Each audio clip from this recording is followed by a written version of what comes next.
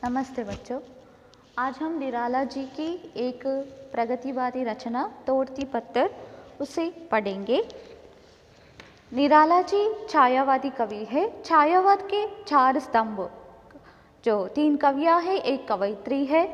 पहला कवि जो है जयशंकर प्रसाद जी, सूर्यकांत त्रिपाठी, निराला जी, सुमित्रा नंदन पंत जी और महादेवी वर्मा जी।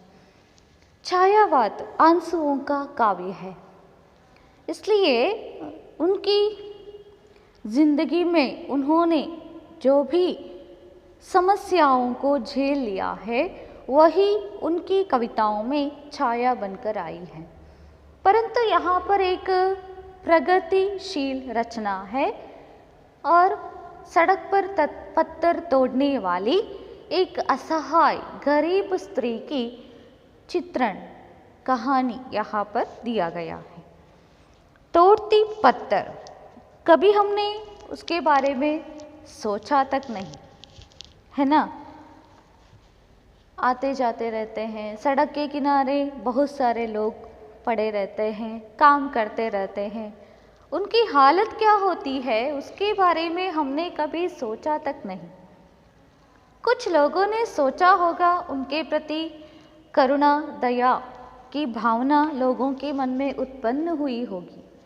यहाँ पर कवि हमें कविता के माध्यम से उस असहाय गरीब स्त्री एक वक्त की रोटी जुटाने के लिए किस प्रकार मेहनत कर रही है उसे हमें समझाना चाहते हैं। पहले हम कवि परिचय को देख लेते हैं। सूर्यकांत त्रिपाठी निराला जी का जन्म 1896 ईस्वी में मेदिनीपुर महिषादल नामक नगर में हुआ था। अल्पायु में उनकी माता की मृत्यु हुई थी और साथ ही साथ बाद में पत्नी और पिता के असामयिक निधन से उनका व्यक्तित्व और भी संघर्षशील हो गया और गरीबी एवं तिरस्कार से जूझते हुए वो जी रहे थे। इसलिए उनका व्यक्तित्व जुझारू तथा संघर्षशील हो गया। उनका निधन 1961 ईस्वी में हुआ। उनकी रचनाएं हैं परिमल, गीतिका, अनामिका, अर्चना, आराधना, कुकुरमुत्ता, राम की शक्ति पूजा, तुलसीदास आदि। निराला के काव्य में कथ्य और शिल्प की दृष्टि से वैविध्यता दिखाई देती है। आपके काव्य में मानवतावाद, भक्ति, श्रृंगार और प्रकृति से संबंधित भावों की अभिव्यक्ति उन्होंने की है, व्यक्ति हुई है। निराला जी की भाषा में ओज है, प्रवाह है, कसक है, कसक मतलब पीड़ा है, और गरिमा है। प्रस्तुत कविता में सड़क पर पत्थर तोड़ने वाली एक साधनहीन और असहाय नारी का अति सजीव एक कल्पना नहीं है। आम जिंदगी में हम सड़क के किनारे पत्थर तोड़ने वालों को देखते रहते हैं, वैसे ही एक नारी पत्थर तोड़ रही थी, उसका चित्रण वहां पर कवि ने किया है। इस सजीव चित्र है। गर्मियों की तपती दोपहरी में, गर्मी समर सीजन, तपती चिलचिलाती धूप में अपने घर से दूर काम करने वाली उस नारी के प्रति कवि के मन में अपार सहानुभूति है। एक और तो यहाँ पर कवि उस नारी का असहाय परिस्थिति क्या है इसका चित्रण भी करना चाहते हैं। दूसरी ओर अमीर लोग किस तरह जी रहे हैं, धनी वर्ग अपने घर में किस तरह रहते हैं। तपती दोपहरी में वो बाहर नहीं आते, एसी रूम में बैठे रहते हैं और ऐशो आराम की जिंदगी जी रहे हैं। परंतु समाज में ऐसा गरीब वर्ग है जो एक वक्त की रोटी जुटाने के लिए कितना मेहनत कर रही है, उसके बारे में कवि ने हमें यहाँ पर समझाया है। और एक और तो धनी वर्ग ऊंची ऊंची अट्टालिका, अट्टालिका मतलब भवन, उनके घर में रहते हैं, विश्राम कर रहा है, तो दूसरी ओर मध्याह्न दोपहर के समय विषम ताप में यह प्रताड़ित युवती परिश्रम साध्य कार्य में व्यस्त है। अर्थ वैषम्य की ओर ध्यान आकृष्ट मतलब आकर्षित कराने वाली यह प्रगतिवादी रचना निराला के काव्य संग्रह अनामिका से लिया गया है। यहाँ पर हम कविता लिखे हैं, इसे देख लेंगे। कवि कहते हैं, एक दिन मैंने इलाहाबाद के पथ पर एक साधनहीन, असहाय, गरीब, पत्थर तोड़ने वाली स्त्री को देखा था। देखिए, पहले मैं कविता पढ़ूंगी, उसके बाद कठिन शब्दार्थ बताऊंगी और इसके बाद एक्सप्लेन करूंगी। वह तोड़ती पत्थर, देखा उसे मैंने इलाहाबाद के पथ पर, वह तोड़ती पत्थर। कवि कहते हैं, यहाँ पर कोई कठिन शब्दार्थ नहीं है।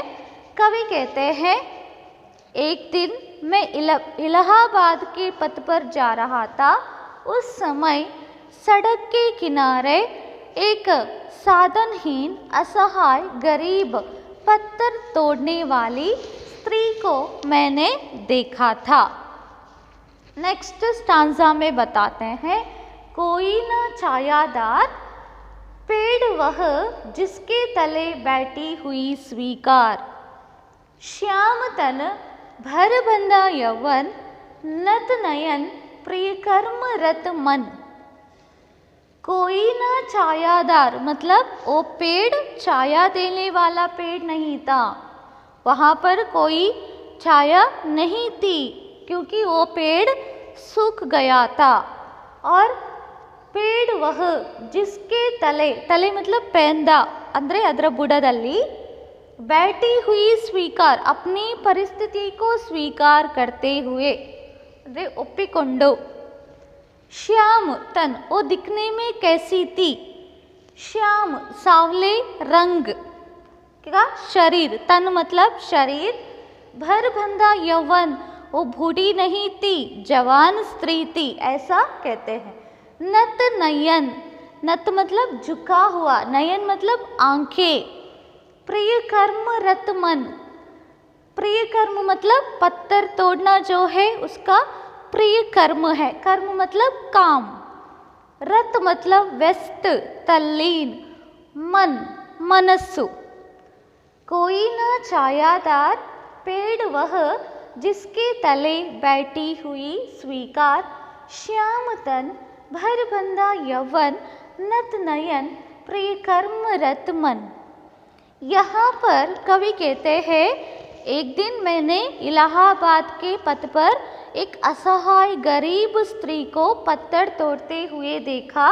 वो जिस पेड़ के नीचे बैठकर पत्थर तोड़ रही थी वो पेड़ छाया देने वाला पेड़ नहीं था क्योंकि वो सूख गया था, है ना। और अपने इस परिस्थिति को स्वीकार करके वो उस पेड़ के नीचे बैठकर पत्थर तोड़ने का काम कर रही थी। वो दिखने में कैसी थी, वो सांवले रंग का एक जवान स्त्री थी, गरीब जवान स्त्री थी, ऐसा कवि कहते हैं। और वो किस प्रकार काम कर रही थी उसके बारे में बताते हैं। वो अपनी आँखों को झुकाकर अपने पत्थर तोड़ने के काम में व्यस्त थी, अपने प्रिय कर्म मतलब पत्थर तोड़ने का काम उसमें व्यस्त थी। ಅಂದರೆ ಕವಿ ಹೇಳ್ತಾ ಇದ್ದಾರೆ, ಒಂದು ದಿವಸ ನಾನು ಅಲಹಾಬಾದಿನ ರಸ್ತೆಯ ಬದಿಯಲ್ಲಿ ಕಲ್ಲು ಕೆತ್ತುವ ಸ್ತ್ರೀಯನ್ನು ನೋಡಿದೆ. ಆ ಸ್ತ್ರೀ ಯಾವ ಮರದ ಕೆಳಗೆ ಕೂತು ಕಲ್ಲು ಕೆತ್ತಾ ಇದ್ಲೋ ಆ ಮರ ಅವಳಿಗೆ ನೆರಳನ್ನು ನೀಡುವ ಮರ ಆಗಿರಲಿಲ್ಲ, ಯಾಕಂದರೆ ಆ ಮರ ಒಣಗಿ ಹೋಗಿತ್ತು ಅಂತ ಹೇಳುವಂಥದ್ದು. ಆದರೂ ಕೂಡ ಅವಳು ಯಾವ ಮರದ ಕೆಳಗೆ ಕೂತು ಕಲ್ಲು ಕೆತ್ತುವ ಕೆಲಸದಲ್ಲಿ ಮಗ್ನಳಾಗಿದ್ಲೋ ತನ್ನ ಈ ಪರಿಸ್ಥಿತಿಯನ್ನು ಒಪ್ಪಿಕೊಂಡು, ಯಾವ ಪರಿಸ್ಥಿತಿ, ಆ ಬಿಸಿಲನ್ನು ತಡೀತಾ, ಮರ ನೆರಳು ಕೊಡ್ತಾ ಇಲ್ಲ, ಯಾಕಂದರೆ ಆ ಮರ ಒಣಗಿ ಹೋಗಿದೆ. ಹಾಗಿರುವಾಗ ಬಿಸಿಲು ಅವಳ ಮೈ ಮೇಲೆ ಬೀಳ್ತಾ ಉಂಟು. ಆ ಪರಿಸ್ಥಿತಿಯನ್ನು ಒಪ್ಪಿಕೊಂಡು ಅವಳೇನು ಮಾಡ್ತಿದ್ದಾಳೆ, ತನ್ನ ಪ್ರಿಯವಾದ ಕೆಲಸದಲ್ಲಿ ಮಗ್ನಳಾಗಿದ್ದಾಳೆ. ಅಷ್ಟೇ ಅಲ್ಲ, ಅವಳು ನೋಡಲಿಕ್ಕೆ ಹೇಗಿದ್ಲು, ಶ್ಯಾಮಲ ವರ್ಣದ ಒಬ್ಬ ಯುವತಿಯಾಗಿದ್ಲು ಅಂತ ಹೇಳ್ತಾರೆ. ಅಷ್ಟೇ ಅಲ್ಲ, ಅವಳು ಯಾವ ರೀತಿ ಕೆಲಸ ಮಾಡ್ತಿದ್ಲು ಅಂತ ಹೇಳಿದ್ರೆ, ತಲೆ ತಗ್ಗಿಸಿ ತನ್ನ ಪ್ರಿಯವಾದ ಕೆಲಸ ಯಾವುದು, ಕಲ್ಲು ಕೆತ್ತುವ ಕೆಲಸ, ಅದರಲ್ಲಿ ತಲ್ಲೀನಲಾಗಿದ್ಲು ಅಂತ ಕವಿ ಹೇಳ್ತಾರೆ. ಮಗ್ನಳಾಗಿದ್ಲು ಅಂತ ಕವಿ ಹೇಳ್ತಾ ಇದ್ದಾರೆ. ಇದರ ಎಕ್ಸ್ಪ್ಲನೇಷನ್ ಇಷ್ಟು. ನೆಕ್ಸ್ಟ್, ಗುರು ಹಥೋड़ा हाथ करती बार बार प्रहार सामने तरमालिका अट्टालिका प्राकार. गुरु मतलब ಭಾರಿ, ಹೆವಿ, ಹಥೋಡ ಹೆಮರ್ ಸುತ್ತಿಗೆ ಅಂತ ಹೇಳ್ತಾರಲ್ವಾ. Bar bar bar bar, Prahar war, ಪತ್ತರ್ तोड़ना, तरु मतलब पेड़, मालिका लताएं बल्ली, अट्ठालिका भवन, प्राकार मतलब कंपाउंड चहर दीवारी. गुरु हथौड़ा हाथ करती बार बार प्रहार सामने तरमालिका अट्टालिका प्राकार. कवि कहते हैं उस स्त्री ने अपने हाथ में एक बड़ा हथौड़ा लेकर उस पत्थर पर बार बार प्रहार कर रही थी. बड़ी मेहनत से काम कर रही थी उस कड़ी धूप में. और उसके सामने मतलब उस जहाँ स्त्री बैठी थी वहाँ पर कोई छाया नहीं थी. और उसके सामने मतलब रास्ते के दूसरी ओर, दूसरे किनारे पर बड़े बड़े अमीरों का घर था. वहाँ घर में कंपाउंड भी था. वहाँ पर जैसे कि फुटपाथ भी था, वहाँ पर पेड़ थी और लताएं भी थी और शांत वातावरण था. वहाँ पर पेड़ों की छाया थी और बड़े लोग, अमीर लोग अपने घर में एसी ऑन करके बैठे थे और ऐशो आराम की ज़िंदगी जी रहे थे. और उनको इस पत्थर तोड़ने वाली स्त्री से कोई लेना देना नहीं था. वो किस तरह दोपहर की खड़ी धूप में इतना मेहनत कर रही है, उसके बारे में उन्होंने कभी सोचा तक नहीं, क्योंकि उन्हें उससे कोई लेना देना नहीं था. ಅಂದರೆ ಕವಿ ಹೇಳ್ತಾ ಇದ್ದಾರೆ, ಅವಳು ಒಂದು ಭಾರವಾದ ಸುತ್ತಿಗೆಯನ್ನು ಕೈಯಲ್ಲಿ ಹಿಡ್ಕೊಂಡು ಆ ಕಲ್ಲಿನ ಮೇಲೆ ಹೊಡಿತಾ ಇದ್ಲು. ಮತ್ತು ಆ ಕಲ್ಲನ್ನು ತುಂಡು ಮಾಡುವ ಪ್ರಯತ್ನದಲ್ಲಿ, ಆ ಕಲ್ಲು ಕೆತ್ತುವ ಪ್ರಯತ್ನದಲ್ಲಿ ಮಗ್ನಳಾಗಿದ್ಲು ಅಂತ ಹೇಳ್ತಾರೆ. ಅಲ್ಲಿ ಅವಳು ಕೂತು, ಯಾವ ಮರದ ಕೆಳಗೆ ಕೂತು ಅವಳು ಕಲ್ಲು ಕೆತ್ತುವ ಕೆಲಸವನ್ನು ಮಾಡ್ತಿದ್ಲೋ ಅಲ್ಲಿ ನೆರಳಂತೂ ಇರಲಿಲ್ಲ. ಆದರೆ ರಸ್ತೆಯ ಇನ್ನೊಂದು ಬದಿ, ಸಾಮನೆ ಅಂದರೆ ಎದುರು ಬದಿ, ಅಂದರೆ ಅವಳ ಎದುರು, ಆ ಭಾಗದಲ್ಲಿ ರಸ್ತೆಯಲ್ಲಿ ನೆರಳಿತ್ತು ಅಂತ ಹೇಳ್ತಾರೆ. ಯಾಕಂದರೆ ಅಲ್ಲಿ ಮರಗಳ ಸಾಲಿತ್ತು, ಮರಗಳನ್ನು ಆವರಿಸಿಕೊಂಡಂಥ ಬಳ್ಳಿಗಳಿತ್ತು. ಅಷ್ಟೇ ಅಲ್ಲ, ಶ್ರೀಮಂತರ ಮನೆಗಳಿದ್ದವು. ಆ ಮನೆಗಳಿಗೆ ದೊಡ್ಡ ದೊಡ್ಡ ಕಂಪೌಂಡ್ಗಳಿದ್ದವು. ಶ್ರೀಮಂತರು ಮನೆಯಲ್ಲಿ ಆ ಮಧ್ಯಾಹ್ನದ ಸಮಯದಲ್ಲಿ ವಿಶ್ರಾಂತಿಯನ್ನು ತೆಗೆದುಕೊಳ್ತಾ ಇದ್ದರು. ಹಾಗಾಗಿ ಇಲ್ಲಿ ಕವಿ ಹೇಳುವಂಥದ್ದಿಷ್ಟೇ, ಈ ಕಡೆ ರಸ್ತೆಯ ಈ ಕಡೆ ಅಷ್ಟೊಂದು ಬಿಸಿಲಿನಲ್ಲಿ ಕೂತು ಅವಳು ಕಲ್ಲು ಕೆತ್ತುವ ಕೆಲಸದಲ್ಲಿ ಮಗ್ನಳಾಗಿದ್ದಾಳೆ. ಅದೇ ರಸ್ತೆಯ ಇನ್ನೊಂದು ಬದಿ ಮರದ ನೆರಳು ತುಂಬ ಚೆಲ್ಲಿತ್ತು. ಹಾಗಾಗಿ ಅಲ್ಲಿ ತಂಪಾದ ವಾತಾವರಣ ಕೂಡ ಇತ್ತು ಅಂತ ಹೇಳ್ತಾರೆ. ಅಲ್ಲಿ ಜನ ನೆಮ್ಮದಿಯಿಂದ ಅವರವರ ಮನೆಗಳಲ್ಲಿ ವಾಸ ಮಾಡ್ತಾ ಇದ್ದರು. ವೈಭವಯುತವಾದಂಥ ಜೀವನವನ್ನು ನಡೆಸ್ತಾ ಇದ್ದರು. ಹಾಗಾಗಿ ಈ ಶ್ರೀಮಂತರಿಗೆ ಆ ಕಲ್ಲು ಕೆತ್ತುವ ಬಡವಳ ನೋವು, ದುಃಖ, ಸಂಕಟ ಬೇಕಾಗಿಲ್ಲ. ಹಾಗಾಗಿ ಅವಳು ಎಷ್ಟು ಕಷ್ಟಪಟ್ಟು ದುಡಿತಾ ಇದ್ದಾಳೆ ಅನ್ನೋದ್ರ ಬಗ್ಗೆ ಕೂಡ ಅವರಿಗೆ ಕಲ್ಪನೆ ಇಲ್ಲ ಅಂತ ಕವಿ ಹೇಳ್ತಾ ಇದ್ದಾರೆ. ಆದರೂ ಕೂಡ ಇವಳು ಅದ್ಯಾವುದರ ಬಗ್ಗೆ ಯೋಚನೆ ಮಾಡದೆ ಕಲ್ಲು ಕೆತ್ತುವ ಕೆಲಸದಲ್ಲಿ ಮಗ್ನಳಾಗಿದ್ದಾಳೆ ಅಂತ ಹೇಳುವಂಥದ್ದು. ನೆಕ್ಸ್ಟ್, ಚಟ್ ರಹಿ ಥಿ ಧೂಪ್ गर्मियों के दिन दिवा का तमतमाता रूप, उठी झुलसाती हुई लू, रुई जो जलती हुई भू, गर्द छिनगी छा गई, प्रायः हुई दोपहर वह तोड़ती पत्थर। पहले अर्थ देखिए, चढ़ रही थी धूप, गर्मी के दिनों में 12 बजते ही धूप चढ़ती जाती है। और गर्मी, समर सीजन, दिवा मतलब सूर्य, दिनकर, तमतमाना, चमकना, उठी झुलसाती हुई लू, जैसे कि धूप ज़्यादा होती है वातावरण में लू आ जाती है। लू मतलब गर्म हवा। रुई जो जलती हुई भू, इस लू के कारण ये धरती भी जल जाती है। गर्द चिनगी छा गई, चिनगी मतलब चिंगारी, अग्निकण, गर्द मतलब धूल, छा गई मतलब फैल गई, चारों ओर छा गई। प्रायः शायद हुई दोपहर, दोपहर हुआ है तो वह तोड़ती पत्थर, वह मतलब कौन है? वह असहाय गरीब स्त्री 2 वक्त की रोटी जुटाने के लिए परिश्रम कर रही है। कवि उस समय हमें ये भी समझाते हैं कि गर्मी के दिन में दोपहर का समय कैसा था। जैसे ही चढ़ रही थी धूप, गर्मियों के दिन दिवा का तमतमाता रूप, गर्मी के दिनों में 12 बजते ही धूप चढ़ती रहती है तो सूर्य अत्यंत तेजोवान होकर चमकता रहता है।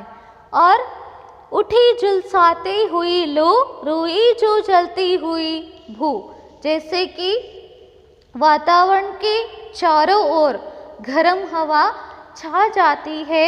ये धरती जो है जैसे कि वो इस लू के कारण वो जल रही हो, ऐसा हमें प्रतीत होता है। उस समय इस धरती के जो छोटे छोटे मिट्टी के कण होते हैं ना, वो कैसे दिखते हैं? अग्निकण, चिंगारी के रूप में दिखते हैं। वो वातावरण में उड़ रहे हो, ऐसा हमें प्रतीत होता है। इसका अर्थ ये है कि शायद दोपहर हुआ है और फिर भी वो इस दोपहर के खड़ी चिलचिलाती धूप में पत्थर तोड़ने का काम कर रही है। वो बहुत मेहनत कर रही है, जिंदगी जीने के लिए ಪರಿಶ್ರಮ कर रही है। ಅಂದರೆ ಕವಿ ಹೇಳ್ತಾ ಇದ್ದಾರೆ, ಈ ಮಧ್ಯಾಹ್ನದ ಸಮಯ, ಬೇಸಿಗೆ ಕಾಲದ ಮಧ್ಯಾಹ್ನದ ಸಮಯ ಹೇಗಿತ್ತು ಅಂತ ಹೇಳ್ತಾರೆ. ಬೇಸಿಗೆ ಕಾಲದಲ್ಲಿ ಮಧ್ಯಾಹ್ನ 12 ಗಂಟೆ ಆಗ್ತಿದ್ದ ಹಾಗೆ ಬಿಸಿಲು ಜಾಸ್ತಿ ಆಗ್ತಾ ಹೋಗ್ತದೆ, ಬಿಸಿಲಿನ ತಾಪ ಜಾಸ್ತಿ ಆಗ್ತದೆ, ಸೂರ್ಯನು ಪ್ರಕಾಶಮಾನವಾಗಿ ಹೊಳಿತಾ ಇರ್ತಾನೆ. ಅಷ್ಟೇ ಅಲ್ಲ, ಈ ಭೂಮಿ ಕೂಡ ಸೂರ್ಯನ ಆ ತಾಪಕ್ಕೆ ಹೇಗೆ ದಗದಗ ಅಂತ ಉರಿತಾ ಇರ್ತದೆ ಅಂತ ಹೇಳುವಂಥದ್ದು. ಆ ಭೂಮಿ ಬಿಸಿಯಾದ ಕಾರಣ ಏನಾಗ್ತದೆ, ವಾತಾವರಣದಲ್ಲಿ ಕೂಡ ಬಿಸಿ ಗಾಳಿ ಇರ್ತದೆ ಅಂತ ಹೇಳುವಂಥದ್ದು. ಆ ಬಿಸಿ ಗಾಳಿಯಲ್ಲಿ ಏನಿರ್ತದೆ, ಭೂಮಿಯಲ್ಲಿರುವಂತಹ ಆ ಸಣ್ಣ ಸಣ್ಣ ಧೂಳಿನ ಕಣಗಳು ಸೇರಿಕೊಂಡಿರ್ತದೆ. ಆ ಧೂಳಿನ ಕಣಗಳು ಹೇಗೆ ಕಾಣ್ತದೆ ಅಂತ ಹೇಳಿದ್ರೆ ಬೆಂಕಿಯ ಉಂಡೆಗಳ ಹಾಗೆ ಕಾಣ್ತದೆ.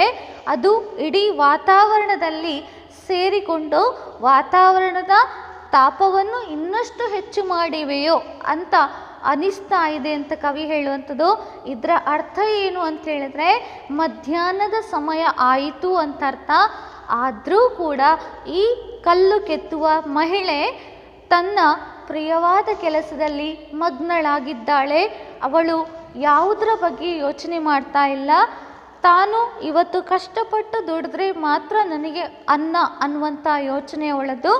ಹಾಗಾಗಿ ಅಷ್ಟೊಂದು ಕಷ್ಟಪಟ್ಟು ಬಹಳ ಪರಿಶ್ರಮದಿಂದ ಕೆಲಸ ಮಾಡ್ತಾ ಇದ್ದಾಳೆ.